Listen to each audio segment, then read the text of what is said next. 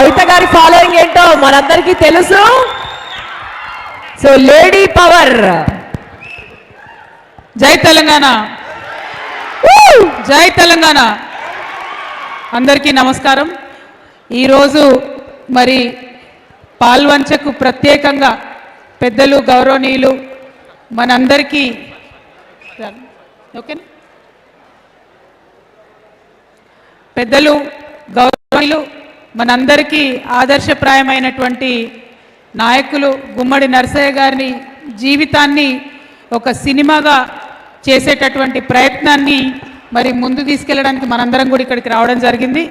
తమ్ముడు పరమేశ్వర్ గారు కామారెడ్డి బిడ్డ డైరెక్టర్, మరి తను అట్లనే గుమ్మడి అనురాధ గారు గుమ్మడి నరసయ్య గారి డాటర్, వారిద్దరూ ప్రత్యేకంగా అట్లనే సురేష్ రెడ్డి గారు ప్రత్యేకించి ప్రయత్నం చేస్తున్నాము.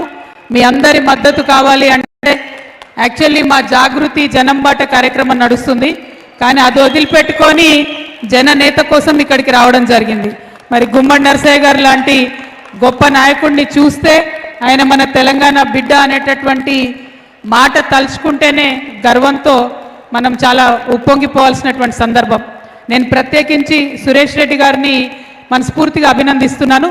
ఎందుకంటే ఒక్క భాషలో కాకుండా కన్నడలో, తమిళంలో, మలయాళంలో, హిందీలో, తెలుగులో 5 భాషలలో ఈ సినిమాను తీయడం మన తెలంగాణ వారి యొక్క ప్రతిభ, తెలంగాణ వారి యొక్క స్వార్థం లేనటువంటి గుణం ఏదైతే ఉందో ఇంతమందికి తెలియడం చాలా సంతోషం. మరి ఇవన్నీ ఒక ఎత్తు అయితే పెద్దలు శివరాజ్ కుమార్ గారు ఈ రోల్ యాక్సెప్ట్ చేయడంతోనే ఈ సినిమాకు ఒక వన్నే వచ్చింది. Thank you so much sir.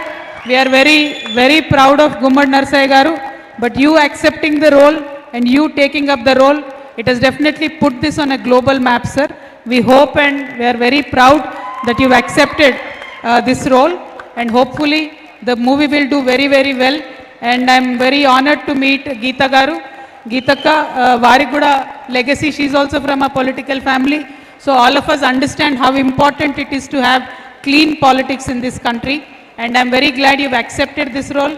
I hope the movie will inspire many more youngsters to come into politics and be clean in politics. అట్లానే వేదిక మీద ఉన్న పెద్దలందరికీ, స్థానిక శాసనసభ్యులన్న కూనంనేని గారికి, అట్లానే ప్రతి ఒక్కరికి వేదిక మీద అనేక మంది పెద్దలు ఉన్నారు, అందరికీ కూడా హృదయపూర్వకంగా మళ్ళొకసారి నమస్కారాలు తెలియజేసుకుంటూ, మరి ఎప్పుడైనా కూడా ఖమ్మం చరిత్ర సృష్టించింది. ఆనాటి తెలంగాణ ఉద్యమమైన చరిత్రనే